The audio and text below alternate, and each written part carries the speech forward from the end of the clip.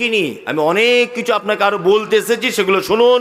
কোরআনে এইরকম শব্দ আছে না নেই? মুনাফিকুন আছে, মুশরিকুন আছে, কাফিরুন আছে, ফাসিকুন আছে, মুত্তাকুন আছে, মুমিনুন আছে। আছে একটার ব্যাখ্যা করে দিই খুব বিস্তারিতভাবে, আর একটা দুটো হালকা হালকা করে করি। সেটা হচ্ছে এই মুমিনুন। পৃথিবীতে মোমেন কারা, মোমেনদের কোয়ালিটি কেমন হয়, এই ব্যাপারে দুই চারটে কথা আপনাদেরকে বলে দিয়ে যাই। তার আগে মুনাফিক, মুশরিক, ফাসিক এদের ব্যাপারে 2-4 মিনিট করে বলি, তাহলে আপনার অনেকগুলো বিষয় জানা হবে। এক, প্রথমে জেনে নেন মুনাফিক। আচ্ছা, মুনাফিক কাকে বলে সবাই জানি আমরা, তাই না? আমার কাছে আরো সহজ ভাষায় জেনে নেন। মুনাফিক হলো তারা যাদের মুখে থাকে মধু, অন্তরে থাকে বিষ, এরা হচ্ছে মুনাফিক। খুব সহজ বাংলা বুঝলেন না? মুখে থাকে কি মধু, অন্তরে বিষ, এ হচ্ছে মুনাফিক। আসসালামু আলাইকুম। আরে সত্যি, আগে 3টে ইমাম সাহেব ছিল আমাদের মসজিদে, আপনার মতো ভালো লোক তারা নয়। সত্যি অনেকদিন পরে একটা ইমাম এসেছে আমাদের মসজিদে, সকালবেলাতে বলল, আর বিকেল বেলাতে ওই চায়ের দোকানে বসে বসে গল্প করছে। এই ইমাম সাহেবটা সব ভালো, একটু কামাই বেশি করে, এটাকে তাড়ালে হয় না। কি বললাম বুঝলেন না? এই মাত্র সকালবেলা বলে গেল। হচ্ছে আপনার মতো লোক হয় না ভাই, আপনি মারাত্মক লোক, এই মাত্র বলে গেল। আর ওই চায়ের দোকানে গিয়ে বলছে এই লোকটাকে তাড়ালে হয় না, অন্য আর একটা ভালো ইমাম দেখেছি, এই পাক্কা মুনাফিক। কি বললাম বুঝলেন না? এটা হচ্ছে মুনাফিক। ইসলামে সব থেকে মারাত্মক ক্ষতি করেছে এই মুনাফিকরা। এরা হয় দুমুখে মানুষ। কখনো কখনো বলে আল্লাহকেও মানি, কখনো কখনো বলে দেবদেবীকেও মানি। কোরআন তার দলিল দিচ্ছে।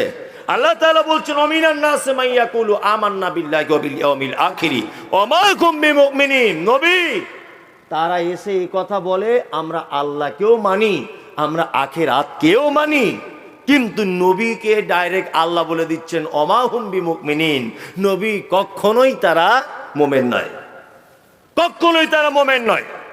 আর একটা কথা বলে দিই, মুনাফিক 2 প্রকারের হয়।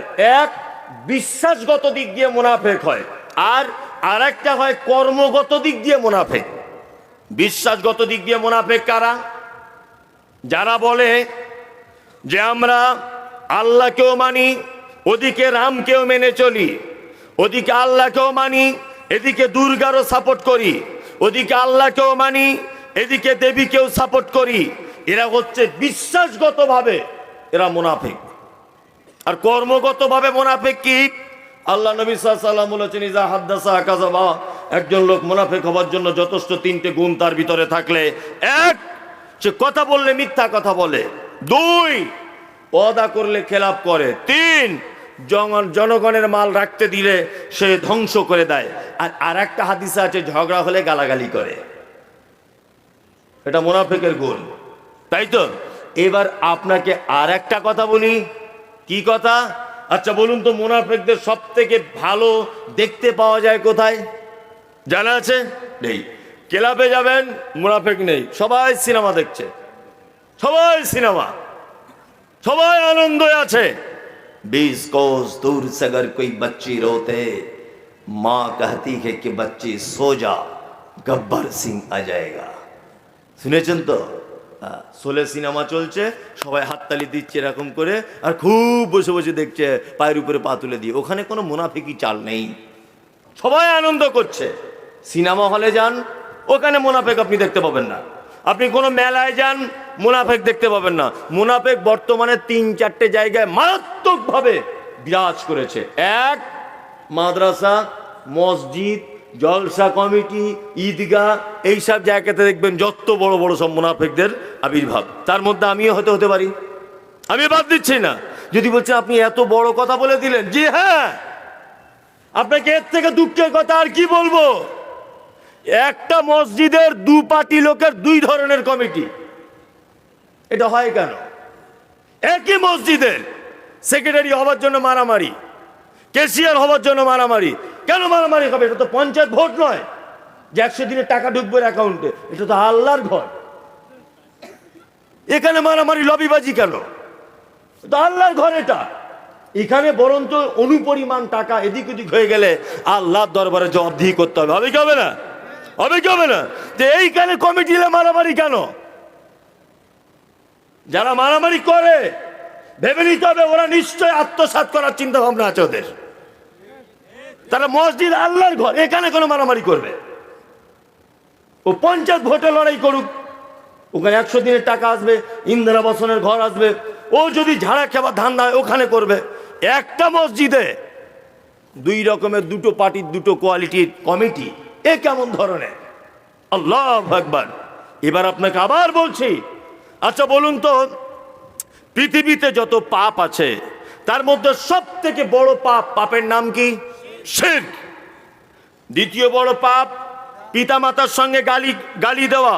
তৃতীয় বড় পাপ বেদাত। চতুর্থ বড় পাপ, মানে সিরিয়াল ভাবে বলছি না, বড় বড় পাপগুলো দেখাচ্ছি, সুদের টাকা খাওয়া, ব্যভিচার করা, মিথ্যাভাবে কোনো মুসলিম ভাইকে হত্যা করা, মুসলিম কোনো নারীকে, সতী নারীকে মিথ্যাভাবে অপবাদ দেওয়া, এগুলো পৃথিবীতে সব থেকে ভয়ঙ্কর বড় পাপ। অথচ এখানে যত আলেম ওলামা বসে আছেন, একজন আমাকে এটা প্রমাণ করে দেখান, বলুন কোন আলেম, কোন শায়েখ মাশায়েখ, একজন বলুন আল্লাহ নবী সাল্লাল্লাহু আলাইহি ওয়াসাল্লাম বা আল্লাহ বলেছেন একটা লোক যদি শিরক করে তাকে জাহান্নামের একেবারে নিম্ন স্তরে দেওয়া হবে, আল্লাহ বা আল্লাহ নবী কথা কিছু বলছেন না।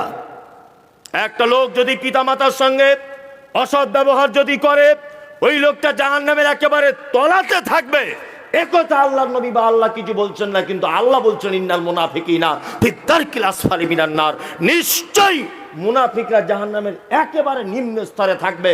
তার মানে পৃথিবীতে যত পাপী আছে, মুনাফিকদের মতো বড় বদমাশ আর পৃথিবীতে কোনো লোক নেই।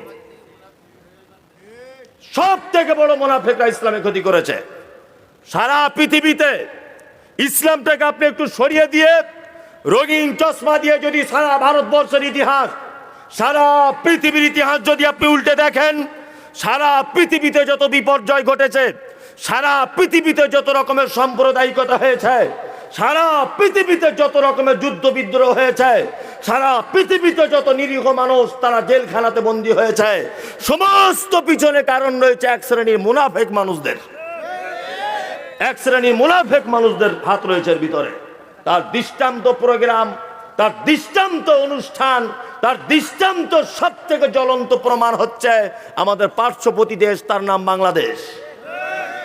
পৃথিবীর একটা, আমার চোখে এই মুহূর্তে সোশ্যাল মিডিয়া, নিজে গিয়ে দেখা, পত্র পত্রিকায়, ইউটিউব ফেসবুক ঘেঁটে আমার নিজস্ব যে এক্সপিরিয়েন্স হয়েছে তাতে করে এটা আমার ধারণা, যদিও ধারণা ঠিক হতে পারে, ভুল হতে পারে, আপনার ধারণা আরো সঠিক হতে পারে, আমার চোখে মুসলিম দেশ হিসাবে সারা পৃথিবীতে যত দেশ আছে বাংলাদেশ তার মধ্যে উন্নত মানের একটা খারাপ দেশ। এই কারণে এদেশে জালেমদেরকে, এদেশে বদমাইশদেরকে, এদেশে চোরদেরকে প্রকাশ্য রাস্তায় ঘোরার জন্য লাইসেন্স করে দেওয়া হয়, আর কোরআনের হাফেজ বড় বড় আলেমদেরকে জেলখানাতে বন্দী করে রাখা হয়। তার নাম বাংলাদেশ। যে দেশের পঞ্চায়েত থেকে রাষ্ট্রপতি পর্যন্ত, যে দেশের পঞ্চায়েত থেকে প্রধানপতি পর্যন্ত, প্রধানমন্ত্রী পর্যন্ত মুসলিম, যে দেশের নাপিত থেকে মেথর পর্যন্ত মুসলমান, সে দেশ এমন এক দেশ যে দেশে বড় বড় স্মাগলারদেরকে, বড় বড় পুঁজিপতি মানুষদেরকে, বড় বড় নায়ক নায়িকাদেরকে যারা উলঙ্গ হয়ে যৌবনের সুশ্রুরি দেয় ইয়াং জেনারেশনকে, এদেরকে লাইসেন্স দেওয়া হয়, প্রকাশ্যভাবে রাস্তায় ঘুরতে দেওয়া হয়। আর কোরআনের বড় বড় মুহাদ্দিস, বড় বড় হাদিসের পণ্ডিত, তাদের বিরুদ্ধে 5,000 কোটি টাকার মামলা করে দেয় এই মুনাফিকরা। ডাক্তার জাকির নায়েক সারা পৃথিবীর একজন সুপার পাওয়ার ম্যান। পৃথিবীর কোনো বিদ্যা এই মুহূর্তে ওর কাছে টিকতে পারে না, কোন রকমের বিদ্যা ওর কাছে দাঁড়াতে পারে না। তারপরেও এই মুনাফিকদের কারণে লোকটাকে দেশ ছেড়ে চলে যেতে হয়েছে। তারা কিন্তু অন্য কেউ নয়, সব মুসলমানদের ভিতরে। আপনাকে এটাও বলে রাখছি, মুনাফিকদের থেকে অবশ্যই সাবধানে থাকবে।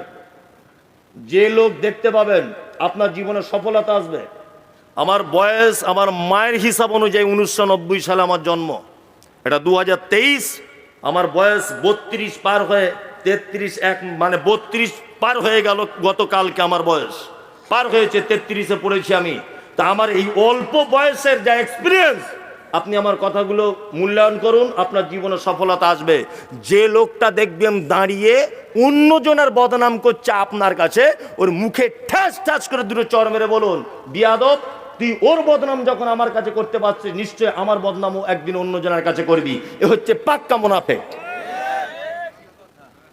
পাক্কা মুনাফিক। ও যখন অন্যজনের বদনাম যখন আপনার কাছে করতে পারে, তা আপনারও যে বদনাম অন্যজনের কাছে করবে না তার কোনো গ্যারান্টি আছে? গ্যারান্টি আছে? কোনো গ্যারান্টি নেই। এই সমস্ত লোক থেকে আল্লাহ আমাদেরকে মুনাফিক মুক্ত সমাজ গড়া তৌফিক দান করুন, আমিন। কোরআনে আর একটা শব্দ এসেছে, তার নাম ফাসিক। কি শব্দ? ফাসিক।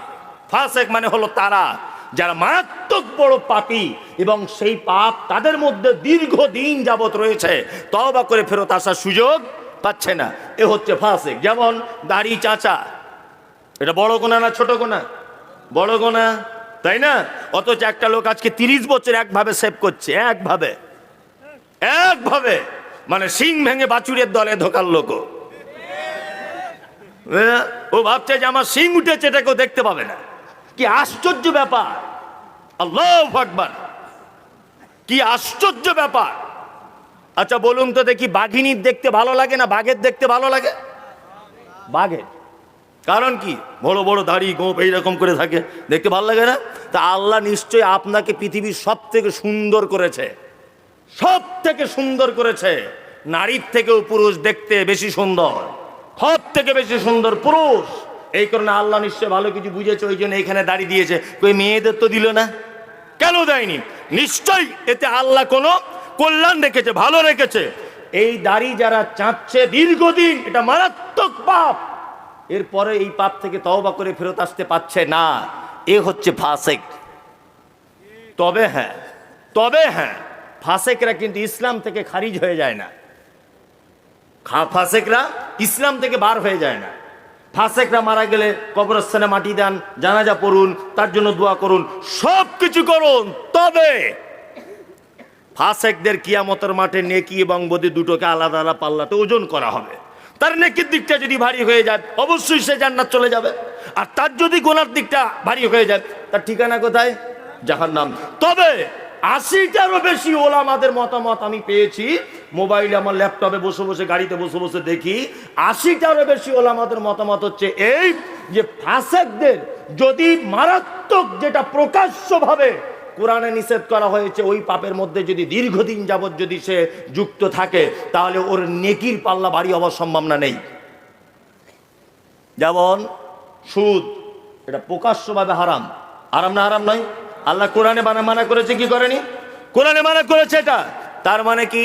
এটা যদি তার ভিতরে দীর্ঘদিন যাবত এই পাপে যদি সে যুক্ত থাকে, অবশ্যই এ হচ্ছে ফাসিক। চলুন এবার আপনাকে আর একটা কথা বলে দিই। আর একটা হচ্ছে মুশরিকুন। মুশরিক শব্দটা কোরআনে আছে না নেই? এটা কাদের বলে? হিন্দু ভাইদের। হিন্দুদের মুশরিক বলে তো? আর কিছু লোক বলছে হ্যাঁ, জি না, হিন্দুরা মুশরিক নয়। যদি কেউ এটা বলে ভুল বলেছে, হিন্দুরা মুশরিক নয়। হিন্দুদের ব্যাপারে কোরআনে যে শব্দ এসেছে সেটা হচ্ছে সাবেঈ। সাবেঈ তাদেরকে বলা হয় যারা বহু দেবদেবীর পূজা করে এবং এক একজনের আলাদা আলাদা ক্ষমতা আছে বলে মনে করে, এক আল্লাহকে এক বলে মানে, কিন্তু আল্লাহ যে সর্বশক্তিমান এইটাকে অস্বীকার করে।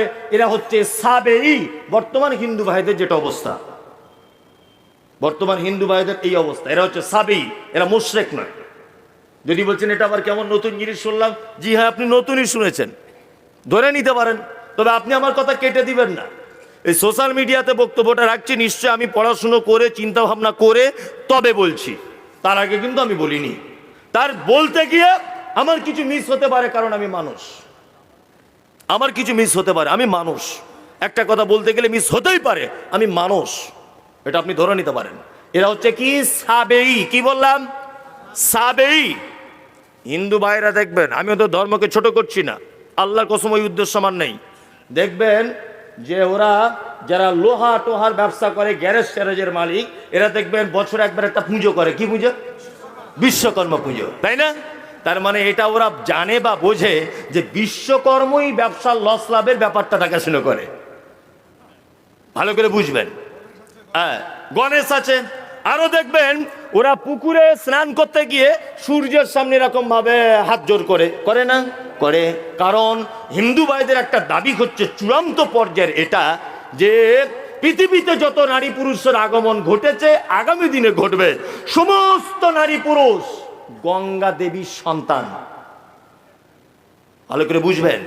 ওই জন্য ওরা গঙ্গাতে স্নান করতে যদি না পারে, অন্তত পুকুরেও স্নান করার সময় সূর্যকে এরকম ভাবে বলে, মা গঙ্গা দেবী হায়াত মহৎ তুমি দিতে পারো, আর কিছুদিন বাঁচবো, একটু এক্সট্রা পাওয়ার দিয়ে দাও। মানে এটা ও জানে যে গঙ্গা দেবী বেশি দিন বাঁচাতে পারে, অল্প দিনে মেরে দিতে পারে, এটা ওর দাবি। ভালো করে বুঝবেন। কি বললাম বুঝলেন না? আপনি মহারাষ্ট্রে চলে যান, ওরা একটা কি বেশি পুজো করে, হ্যাঁ, মহারাষ্ট্রের দিকে গণেশ পূজা বেশি করে। হ্যাঁ, মানে গণেশের ওখানে পাওয়ার বেশি। ভালো করে বুঝবেন। আমাদের কলকাতা পশ্চিম বাংলার মানুষ কালী পুজো দুর্গা পুজো বড় করে, তার মানে এখানে এদের পাওয়ার বেশি। ভালো করে বুঝবেন। আমি কাউকে ছোট বড় করছি না, আমি বোঝাতে চাইছি হিন্দু ভাইরা হচ্ছে সাবেই। একটা হিন্দু লোককে জিজ্ঞাসা করুন যে এটা কি করে হলো, বলছে উপরওয়ালা করেছে তাই হয়েছে। বলে কি বলে না, বলে তার মানে আল্লাহ যে একজন আছে, উপরে যে একজন স্রষ্টা আছে, এটা ও জানে। জানে কি জানে না? জানে। তারপরেও এ অনেক দেবদেবীর পূজা করে, এক একজনের আলাদা আলাদা ক্ষমতা আছে বলে এটাও মনে করে, এই জন্য সাবেই। চলুন এবার মুশরিক কাদেরকে বলে আপনাকে সহজ ভাষায় বোঝায়। আল্লাহ নবী সাল্লাল্লাহু আলাইহি ওয়াসাল্লামকে বলা হচ্ছে, নবী আপনি তাদেরকে বলুন আসমান থেকে বৃষ্টি কে বর্ষণ করে, তারা বলবে আল্লাহ। আপনি তাদেরকে বলুন কাবার মালিক কে, তারা বলবে আল্লাহ। আপনি তাদেরকে বলুন সুস্থর মালিককে, তারা বলবে আল্লাহ। আপনি তাদেরকে বলুন রাত এবং দিনের পরিবর্তনের মালিককে, তারা বলবে আল্লাহ। তবে আল্লাহ নবী সাল্লাল্লাহু আলাইহি ওয়াসাল্লাম জিজ্ঞাসা করেছিলেন, বলো কাবার মালিককে। কাবার মালিকের ব্যাপারে জিজ্ঞাসা করা হলে আবু জেহেলের মতো একজন মারাত্মক বড় বেঈমান বলছে আল্লাহ। আসমান থেকে বৃষ্টি কে দিতে পারে? বলছে আল্লাহ। হায়াত মওতের মালিক কে? বলছে আল্লাহ। তবে আবু জেহেল, আবু লাহাব, উতবা, সাইবা, ওই বেঈমান মুশরিকদের একটা আকীদা হচ্ছে এই, আল্লাহ সব ক্ষমতা মানি, তবে এক জায়গাতে আমাদের খুব অ্যালার্জি। কি অ্যালার্জি? বলছে আল্লাহকে ডাইরেক্ট পাওয়া যায় না, দেব দেবীর মাধ্যমে আল্লাহকে পেতে হয়। ভালো করে বুঝবেন। বলুন এবার আপনাকে, আবু জেহেলের এই পদ্ধতি, আবু জেহেলের এই বিশ্বাস, আবু লাহাবের এই বিশ্বাস, উতবার এই বিশ্বাস, সাইবার এই বিশ্বাস, আব্দুল্লাহ ইবনে উবাইয়ের এই বিশ্বাস, মক্কার কুখ্যাত মুশরিকদের এই ঈমান যে আল্লাহকে ডাইরেক্ট পাওয়া যায় না, এই ঠাকুরদের মাধ্যমে আল্লাহকে পেতে হয়। বর্তমানে সারা ভারতবর্ষের মুসলমানদের ভিতরে কিছু মুসলমান, তাদের এই বিশ্বাস আছে না নেই যে আল্লাহকে ডাইরেক্ট পাওয়া যায় না? আছে না নেই? তাদের যদি এই বিশ্বাস থাকে আল্লাহকে ডাইরেক্ট পাওয়া যায় না, তাহলে আবু জেহেলের সাথে এই মুসলমানের কোনো ডিফারেন্স আছে? কোনো ডিফারেন্স নাই। আবু জেহেলও জানতো, কি জানতো? কাবার মালিক আল্লাহ, পানি দিতে পারে আল্লাহ, সূর্যের মালিক আল্লাহ, হায়াত মওতের মালিক আল্লাহ, এটা আবু জেহেলও জানতো। কিন্তু আবু জেহেল এটা জানতো যে ঠাকুরের মাধ্যমে আল্লাহকে ডাকতে হবে।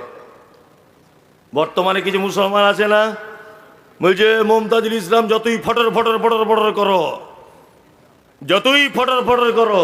বলছে কি ফটর ফটর? বলছে ফটর ফটর বলতে বুঝে আমাদেরকে উল্টো পাল্টা বলছে। বলছি তা কি হয়েছে? বলছি তুমি যতই লাফালাফি করো, গতদিনও বলেছি, যারা শোনেননি তারা শুনুন, দুটা একটা গতদিনের ওই কথা এখানে বলছি, সোশ্যাল মিডিয়াতে শুনেছেন, ডাইরেক্ট শোনেননি।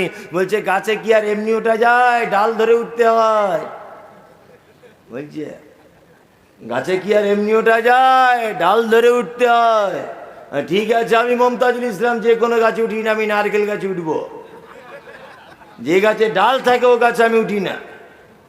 নে এবার তুই কি করবি কর, দেখ গাছে উঠতে পারি কি না। কি বললাম বুঝলেন না? ওসিলা।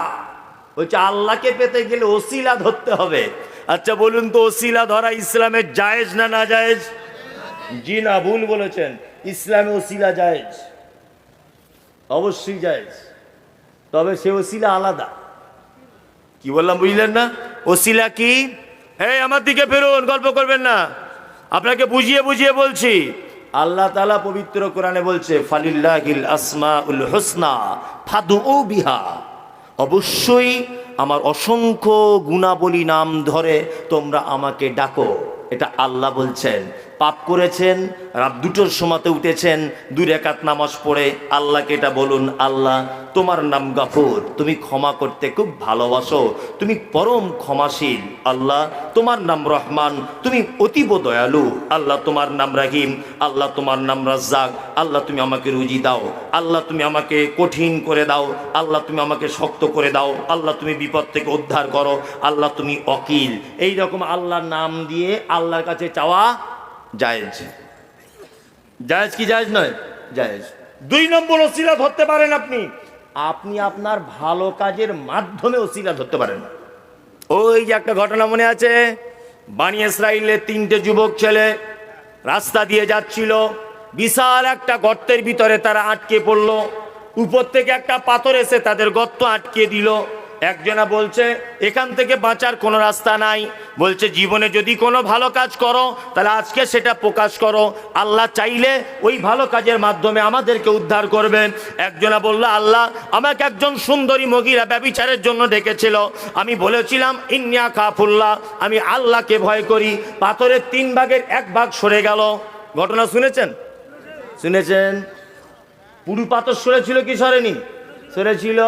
মাঝে সাঝে যখন বিপদে পড়বেন তখন এই রকম করে দোয়া করবেন, কি আল্লাহ হে দেবকুণ্ড মাদ্রাসায় 20,000 টাকা দান করেছিলাম, মমতাজুল ইসলাম বক্তা হয়ে এসেছিল, আল্লাহ আজকে বিপদটা, ওই দানটা যদি আমি তোমার জন্যই করে থাকি তাহলে তুমি আমার এই বিপদ থেকে মুক্তি দিয়ে দাও। ইনশাআল্লাহ আপনার বিপদ থেকে মুক্তি পাবেন। নাম্বার 3, আর একটা ওসিলা চলবে। কি ওসিলা? খুব মারাত্মক ডিপলি একটা হাদিস বলছি, এই হাদিসটা আপনাকে বুঝতে হবে ধ্যান দিয়ে, তাছাড়া বোঝা যাবে না। একজন অন্ধ লোক, কি লোক? অন্ধ লোক আল্লাহর নবীর কাছে এসেছেন, এসে বলছেন আল্লাহর নবী আপনি একটু আমার জন্য দোয়া করে দেন। আল্লাহ, ভালো করে শুনবেন কিন্তু এই হাদিসটা খুব পেঁচালো হাদিস। লোকটা বলছেন আল্লাহর নবী আপনি আমার জন্য একটু দোয়া করে দেন। আল্লাহ নবী সাল্লাল্লাহু আলাইহি ওয়াসাল্লাম বলছেন তুমি ধৈর্য ধরো, তুমি ধৈর্য ধরো, ধৈর্য ধরো, আমার দোয়া পেতে চাও? বলছে হ্যাঁ আল্লাহ রসুল। বলছে ধৈর্য ধরো।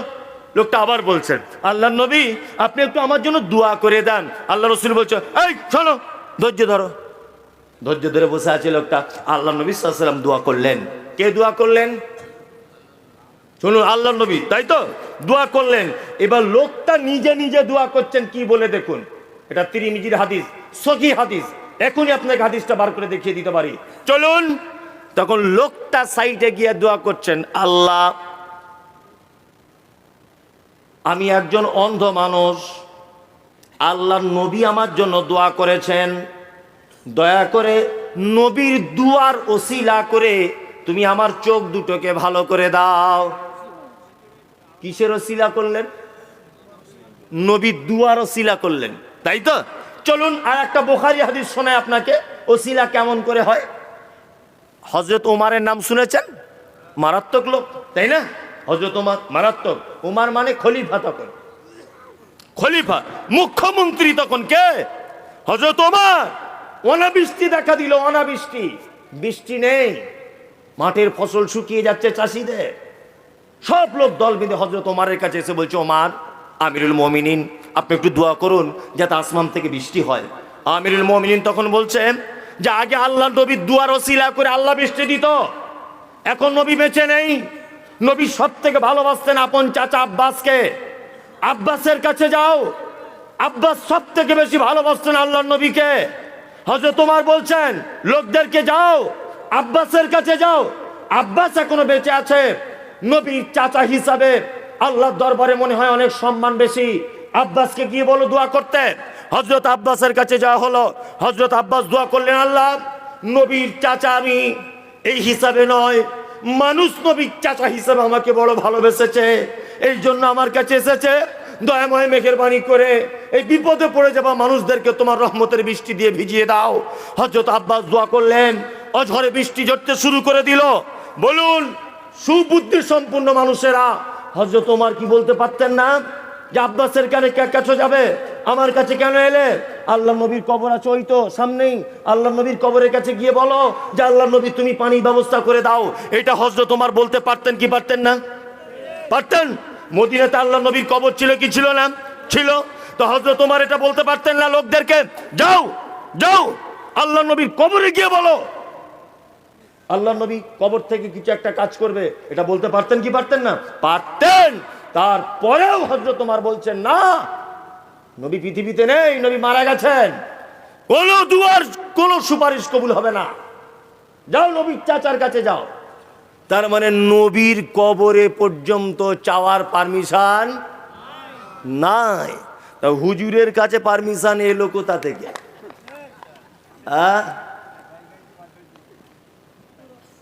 আলহামদুলিল্লাহ। এবার আপনাকে একটা মজার কথা বলি, ভাবছেন মনে হয় কি বলবে টলবে, এই দেখুন আপনাকে বলছি। এক, নামাজে একটা দরুদ পড়েন, সবাই পড়েন তো? হ্যাঁ, আল্লাহুম্মা সাল্লি আলা মুহাম্মাদ ওয়া আলা আলি মুহাম্মাদ।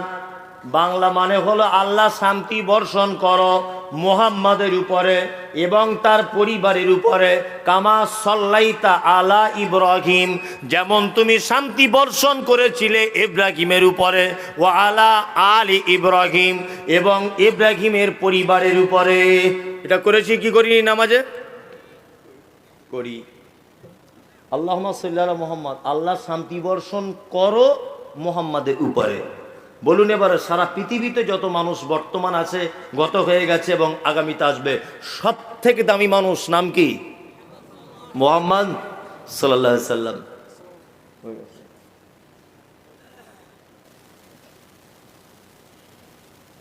আচ্ছা, যাই হোক, তা সব জায়গাতে ভেজাল, বুঝলেন তো? যাই হোক, আলহামদুলিল্লাহ। তা কি বলছিলাম, তাহলে পৃথিবীর সব থেকে দামি মানুষ নাম কি? হযরত মুহাম্মদ সাল্লাল্লাহু আলাইহি সাল্লাম। তার নামাজে সলিমুদ্দিন কলিমুদ্দিন সুদখোর মাতাল ও ঈদের নামাজে যায়, ব্যভিচার করে যায়, মদ খেয়ে যায়, জমি ফাঁকি দিয়ে যায়, মহা বড় পাপী। এই লোকটাও নামাজে তাহলে আল্লাহ নবীর জন্য দোয়া করে না নবীর কাছে দোয়া চায়? কোনটা? নবীর জন্য দোয়া করে, তাই তো? নবীর জন্য দোয়া করে। তাহলে এবার বলছি, পৃথিবীর সব থেকে দামি মানুষ হযরত মুহাম্মদ সাল্লাল্লাহু আলাইহি সাল্লাম। দুই, তারপরে স্থান সাহাবীদের, তাই তো?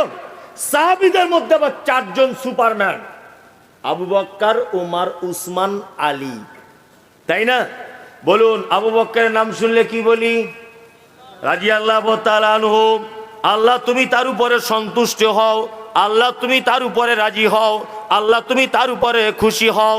বাংলা মানে ওমর একই, উসমান একই, আলী একই, আব্দুল্লাহ ইবনে আউফ একই, ইবনে মাসউদ একই, আবু হুরায়রা একই, ইবনে মাসউদ একই। এইখানে আমরা দোয়া করলাম কার জন্যে? উমারের জন্য, যে আল্লাহ উমারের উপরে খুশি হও, তাই তো?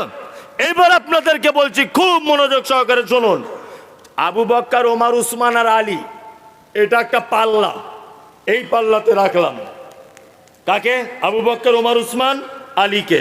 আর এই পাল্লাতে আমাদের নবী মুহাম্মদ সাল্লাল্লাহু আলাইহি সাল্লামকে রাখলাম। ধরে নেন, বলুন তো, ইমানের দিক দিয়ে, সম্মানের দিক দিয়ে, মর্যাদার দিক দিয়ে, আল্লাহ তাআলার ইবাদতের দিক দিয়ে কোন পাল্লা ভারী হবে?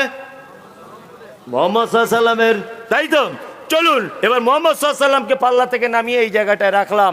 ধরে নেন, যুক্তি দিয়ে বলছি, সারা পৃথিবীতে যত পীর সাহেব আছে, সব পীর সাহেবকে এই পাল্লায় তুললাম, আর আবু বকর, ওমর, উসমান, আলী চারজনকে এই পাল্লাতে তুললাম। এবার বলুন তো, কোন পাল্লাটা ভারী হবে ইমানের দিক দিয়ে? কেন? পীর সাহেবদের সংখ্যা বেশি তো, হবে না? না হবে না। তাহলে আপনারা বেশ ভালো বুঝেছেন। কি বুঝেছেন? যে পীর সাহেবদের তাহলে হালকা হয়ে গেল, আবু বকর, ওমর, উসমানের ভারী হয়ে গেল। আবার প্রথমে ফেরত যাচ্ছি আমি। আবু বকরের জন্য দোয়া করেছিলেন না তার কাছে দোয়া চেয়েছিলেন? কোনটা? দোয়া করেছিলেন। আল্লাহ নবীর জন্য দোয়া করেছিলেন না দোয়া চেয়েছিলেন? করেছিলেন। তাহলে আল্লাহ নবী পৃথিবীর সব থেকে দামি মানুষ, ওনার জন্য যদি দোয়া করা লাগে তারপরে দামি মানুষ আবু বকর ওমর উসমান, ওদের জন্য যদি দোয়া করা লাগে তাহলে হুজুরের কাছে দোয়া চাইতে যাব কেন? বরং হুজুরের মাজারে গিয়ে বলবো, আল্লাহ হুজুর বড় বিপদে পড়েছে, ওকে তুমি কিয়ামতের দিন রক্ষা করো। ওর কাছে কেন চাইতে যাব? ও কি মোক্তার না উকিল যে বাঁচাতে পারবে? নবী পর্যন্ত দুয়ার মুখাপাক্ষী, প্রত্যেক নামাজে পর্যন্ত শিখিয়ে দিয়ে গেছেন উম্মতকে দোয়া করবে আমার জন্য। তার নবীর জন্য যদি দোয়া করা লাগে, এ কোথাকার জিলাপি হুজুর এ বলে গেল।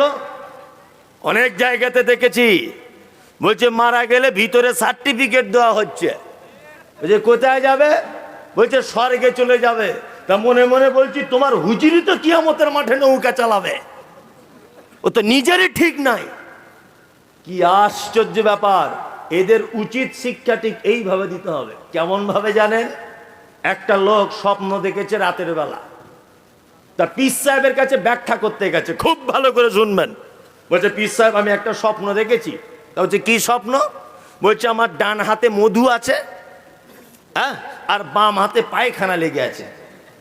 তা বলছে তারপরে কি স্বপ্নটা কেমন হলো? বলছে আমি ডান হাতটা আপনাকে দেখাতে এসেছি, বাম হাতটা আপনাকে দেখাতে এসেছি। তখন বলছে ওরে বাবা, দুটো হাতই দেখাতে এসছো? বলছে হ্যাঁ। বলছে হুজুর তারপরে দেখছি একটা জিনিস। তো বলছে কি? বলছে আমি যেন মধু আর পায়খানাটা নিয়ে আপনার কাছে আবার জানতে এসেছি। তো বলছে কি হলো তারপরে? বলছে হুজুর তারপরে আমি জানতে এসেছি, স্বপ্নে ঘুমিয়ে ঘুমিয়ে দেখতে পেলাম যে, না সরি ভুল হচ্ছে। বলছে হুজুর একটা স্বপ্ন দেখেছি। তা বলছে কি? বলছে আমার হাতে যেন মধু, এই আপনার হাতে যেন মধু আর আমার হাতে যেন পায়খানা। ঘটনাটা